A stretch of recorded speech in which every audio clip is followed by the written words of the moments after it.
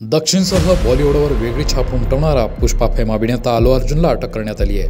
हैदराबादमध्ये झालेल्या चेंगराचेंगरी प्रकरणी अल्लू अर्जुनला अटक केली असल्याची माहिती समोर येते। हैदराबादेत झालेल्या या चेंगराचेंगरीत एका महिलेचा मृत्यू झाला होता।